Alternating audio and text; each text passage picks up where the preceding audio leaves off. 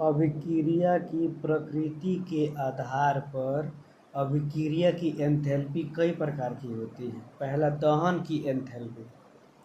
दहन की एंथैल्पी में क्या होता है कि मान लीजिए कोई पदार्थ है, उसके 1 मोल को ऑक्सीजन में जलाए तो जितना उत्सर्जित ऊष्मा होगी उसे दहन की एंथैल्पी या दहन की ऊष्मा कहते हैं।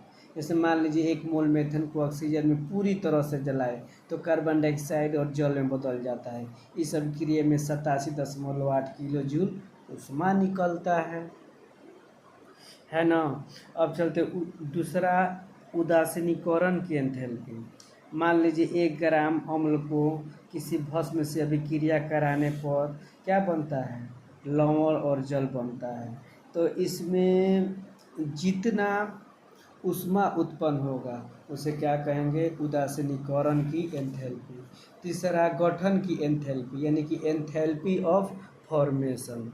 यदि किसी पदार्थ के 1 मोल, ठीक है ना, को बनाने में जितनी ऊष्मा मुक्त होती है उसे क्या कहते हैं, गठन की एंथैल्पी। मान लीजिए हाइड्रोक्लोरिक गैस के 1 मोल को बनाना है तो हाइड्रोजन और क्लोरीन की अभिक्रिया कराएंगे। मान लीजिए आधा मोल हाइड्रोजन गैस लेंगे, आधा मोल क्लोरीन गैस लेंगे तो 1 मोल हाइड्रोजन क्लोराइड गैस बनेगा। तो इसमें कितनी ऊष्मा जो है मुक्त होगी, तो 92 किलो जूल ऊष्मा मुक्त होगी लगभग। इसे क्या कहेंगे, एंथैल्पी ऑफ फॉर्मेशन या गठन की एंथैल्पी।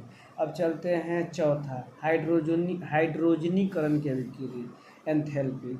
मान लीजिए कोई असंतृप्त हाइड्रोकार्बन है यानी कि उसमें डबल बॉन्ड है, तो उसको सिंगल बॉन्ड वाले हाइड्रोकार्बन में चेंज करने के लिए उसे हाइड्रोजन और उसे अभिक्रिया कराना पड़ता है। तो उसमें जो ऊर्जा लगती है उसे क्या कहते हैं, हाइड्रोजनीकरण की एंथैल्पी। और चलते हैं पांचवा, विलयन की एंथैल्पी। मान लीजिए कोई विलय है, उसको विलायक में घुलाना है तो उसमें से जो ऊर्जा उत्सर्जित होगी या अवशोषित होगी उसे क्या कहेंगे, एंथैल्पी ऑफ सॉल्यूशन यानी कि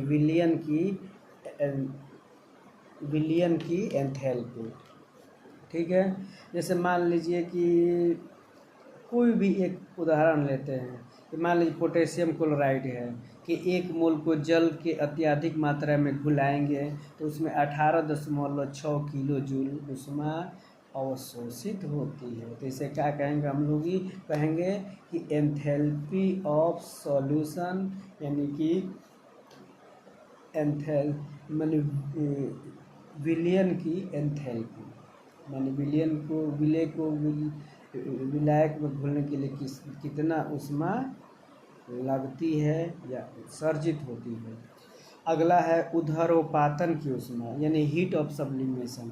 यानी किसी भी ठोस पदार्थ के 1 मोल को उसके द्रवणांक यानी मेल्टिंग पॉइंट से नीचे किसी स्थिर ताप पर सीधे वाष्प में बदलने के लिए जितनी ऊष्मा लगता है या उत्सर्जित होता है उसे क्या कहते हैं, ऊर्ध्वपातन की ऊष्मा। इसमें ऊष्मा जो है लगता ही है, माने कि कोई भी ठोस पदार्थ है उसको सीधे गैस में बदलने के लिए जितनी ऊष्मा लगेगा उसे क्या कहेंगे, ऊर्ध्वपातन की ऊष्मा या हीट ऑफ सब्लिमेशन। उदाहरण के लिए आयोडीन अणु है, ठीक है, वो ठोस अवस्था में है, उसको गैस में बदलने के लिए 62.34 किलो जूल पर मोल एनर्जी लगती है। तो इस एनर्जी को क्या कहेंगे, ऊर्ध्वपातन की ऊष्मा या हीट ऑफ सब्लिमेशन।